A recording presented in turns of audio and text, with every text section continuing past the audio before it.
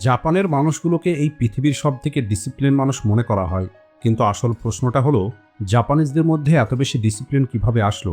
দেখুন, এটা কোনো অ্যাক্সিডেন্ট নয়, এটা কোনো কোইন্সিডেন্ট নয়, বরং এটা হলো এদের কালচার, এটা হলো এদের ফিলোসফি। পুরনো দিনে সামুরাই, যারা জাপানিজ যোদ্ধা, তারা অনেক কঠোর একটি লাইফস্টাইল ফলো করতেন। এদের মাইন্ডসেট এবং ডিসিপ্লিন আলাদা লেভেলের হতো।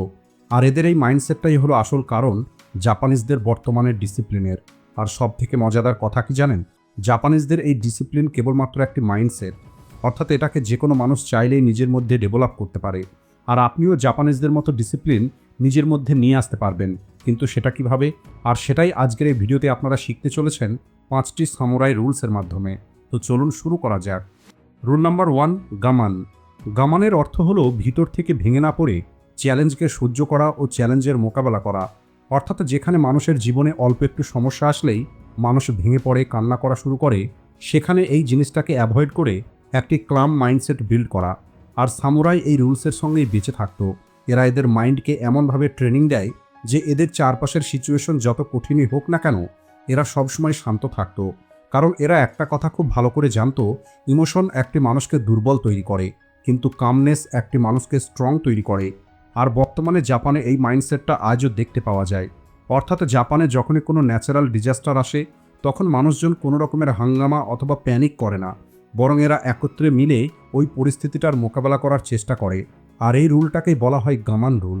আর এই লেভেলের কামনেস বিল্ড করার জন্য সবার প্রথমে আপনাকে আপনার রিয়াকশনকে কন্ট্রোল করতে হবে, সিচুয়েশনকে কন্ট্রোল করতে হবে না। অর্থাৎ যখনই আপনার জীবনে কোনো টাফ সিচুয়েশন অথবা ব্যাড টাইম আসবে, তখন আপনি নিজেকে কন্ট্রোল করুন। ওই সিচুয়েশনের কথা চিন্তা করার কোনো প্রয়োজন নেই যেটা আপনার কন্ট্রোলের বাইরে আছে।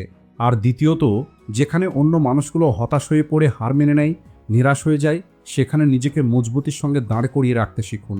অর্থাৎ যখন আপনার লাইফের চ্যালেঞ্জ, আপনার লাইফের ফেলিওর আপনাকে ভিতর থেকে ভেঙে ফেলবে, তখন আপনি নিজেকে রিবিল্ড করুন এবং মজবুতির সঙ্গে সমস্যার মোকাবেলা করুন।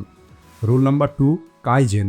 কাইজেনের অর্থ হলো একদিনের মধ্যে নিজের জীবনকে সম্পূর্ণরূপে পরিবর্তন করার চেষ্টা বন্ধ করে প্রতিদিন নিজেকে কেবল 1% ইমপ্রুভ করতে হবে। সামুরাই এই পদ্ধতিটাকে ব্যবহার করত। সামুরাই এটা করতো না যে তারা একদিনে 10 ঘন্টা প্র্যাকটিস করবে আর আগামী দিন কোনো কিছুই করবে না, বরং এরা প্রতিটা দিন একটি সিম্পল মুভ হাজারোবার প্র্যাকটিস করত, যতক্ষণ না তারা ওই মুভটাকে মাস্টার না করে নেয়। সামুরাই কখনোই স্পিডের পিছনে ছোটেনি, বরং সামুরাই সবসময় কনসিস্টেন্সির পিছনে ছুটেছে। আর এর পরিণামে সামুরাই নিজেদের আনব্রেকেবল মাইন্ডসেট তৈরি করতে পেরেছে। আর আপনার জন্য এই রুলসটা হলো একদম সিম্পল। আপনি মাত্র 1 সপ্তাহের মধ্যে নিজেকে আনস্টপেবল তৈরি করার চেষ্টা করবেন না, বরং আপনাকে প্রতিদিন কেবলমাত্র নিজেকে 1% ইমপ্রুভ করতে হবে। কেবল শর্ত হলো, আপনার দিন খারাপ হোক অথবা ভালো, আপনাকে এটা প্রতিদিন করতে হবে। আপনি এনার্জেটিক ফিল করেন অথবা টায়ার্ড ফিল করেন, এটা আপনাকে প্রতিদিন করতে হবে। আর এই কারণেই আগামীকাল থেকে আপনি কেবলমাত্র 10 মিনিট আগে ঘুম থেকে ওঠা শুরু করুন। আপনি কেবলমাত্র একটা পুশ আপ এক্সট্রা করা শুরু করুন। আপনি 5 মিনিট এক্সট্রা কাজ করা শুরু করুন। এর কারণ হলো, আপনার প্রতিটা এক্সট্রা এফোর্ট কাউন্ট হবে এবং এটাই কম্পাউন্ড হয়ে আপনাকে ভবিষ্যতে রেজাল্ট দেবে। Rule number 3, হানসে। হানসের অর্থ হলো নিজের ভুলগুলোকে অ্যানালাইজ করা। কারণ আপনি ওই জিনিসগুলোকে কখনোই ফিক্স করতে পারবেন না যে জিনিসগুলোকে আপনি ফেস করবেন না। জাপানের স্কুল ও ইউনিকর্ন কোম্পানিগুলো প্রতিদিন হানসেই মিটিং রাখে, যাতে তারা প্রতিদিন নিজের ভুলগুলোকে অ্যানালাইজ করতে পারে। আর পুরনো দিনের সামুরাই এই রুলটাকে তাদের জীবনে ব্যবহার করত। সামুরাই প্রত্যেকটি লড়াইয়ের পরে নিজের প্রত্যেকটি মুভ এবং নিজের প্রত্যেকটি মিস্টেককে অ্যানালাইজ করত, আর সেটা যত ছোট ভুলই হোক না কেন। কারণ সামুরাই খুব ভালো করে জানতো, যদি একটি ছোট্ট ভুলকে বারবার করা হয়, তাহলে সেটা তার জীবন কেড়ে নিতে পারে।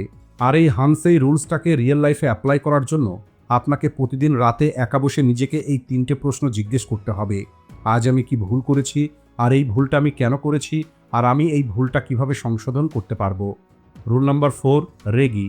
রেগির অর্থ হলো ছোট ছোট বিষয়ে রেসপেক্ট এবং ডিসিপ্লিনকে মেনটেন করা। যদি আপনি কখনো জাপানিজ ক্লাসরুম অথবা ওয়ার্ক প্লেসে যান, তাহলে সেখানে আপনি দেখতে পাবেন প্রতিটা জিনিসকে একটি প্রপার অর্ডারে রাখা হয়েছে।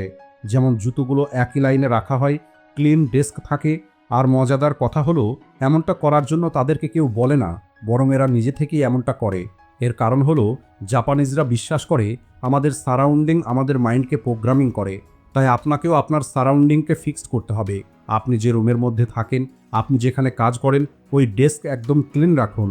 আপনার বই, আপনার ক্লথ, আপনার ব্যবহারের জিনিসপত্র এই সব কিছুকে একদম অর্গানাইজডভাবে রাখুন, কারণ একটি ম্যাসি এনভায়রনমেন্ট একটি ম্যাসি মাইন্ডসেট ক্রিয়েট করে।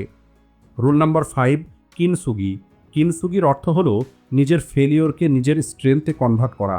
দেখুন, জাপানে খুবই ইন্টারেস্টিং একটি জিনিস হয়, আর সেটা হলো জাপানে যখনই কোনো পাত্র ভেঙে যায় তখন জাপানিজরা ওই পাত্রটা ফেলে দেওয়ার পরিবর্তে সেটাকে পুনরায় জোড়া লাগায়। আর যখন জোড়া লাগানো হয় তখন ওই দাগগুলোকে মুছে ফেলা হয় না, বরং ওই দাগগুলোকে জাপানিজরা হাইলাইট করে রাখে গোল্ড দিয়ে এবং সিলভার দিয়ে। কারণ জাপানিজরা বিশ্বাস করে ভেঙে যাওয়া অথবা ফেল হয়ে যাওয়াটা লজ্জার কোনো বিষয় নয়, বরং এটা হলো একটি সুযোগ নিজের উইকনেসকে নিজের স্ট্রেংথে কনভার্ট করা। আর এখন এই কিনসুগিকে রিয়েল লাইফে অ্যাপ্লাই করার জন্য সবার প্রথমে আপনি আপনার উইকনেসকে গোপন করা বন্ধ করুন। আপনি আপনার উইকনেসকে ফেস করা শিখুন। এরপরে আপনি আপনার গিল্টকে ফিউল তৈরি করুন এবং আপনি আপনার অতীতে যে সমস্ত ভুলগুলো করেছিলেন সেগুলোকে একটা একটা করে ফিক্সড করা শুরু করুন, যেন আপনি কোনো ভেঙে যাওয়া পাত্রকে জোড়া লাগাচ্ছেন। আর এমনটা করার ফলে ধীরে ধীরে আপনি নিজেকে রিবিল্ড করতে পারবেন। তো বন্ধুরা, এই ছিল ওই 5টি রুল, যে রুলগুলোকে ফলো করে সামুরাই তাদের আনব্রেকেবল মাইন্ডসেট বিল্ড করত। আর এখন আপনি চাইলে আপনিও এই রুলসগুলোকে ফলো করে আপনি আপনার আনব্রেকেবল মাইন্ডসেট তৈরি করতে পারেন। আর এখন যদি ওই 5টা রুলসকে আরও একবার আপনাদের শর্টে বলি, তাহলে সেটা হলো, সবার প্রথমে আপনি একটি কামনেস এবং টাফ মাইন্ডসেট বিল্ড করুন।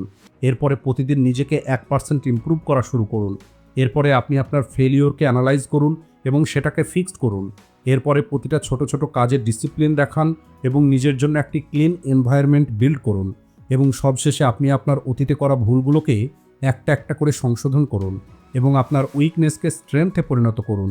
আর আমি আপনাদের গ্যারান্টি দিয়ে বলতে পারি, যদি এই 5টি রুলসকে আপনি আগামী 30 দিন পর্যন্ত ফলো করতে পারেন, তাহলে আপনি 90% মানুষকে পিছনে ফেলে সামনে এগিয়ে যাবেন। আজকের ভিডিওটি এই পর্যন্তই। ভিডিও ভালো লাগলে ভিডিওটিকে লাইক ও শেয়ার করতে ভুলবেন না। Thanks for watching.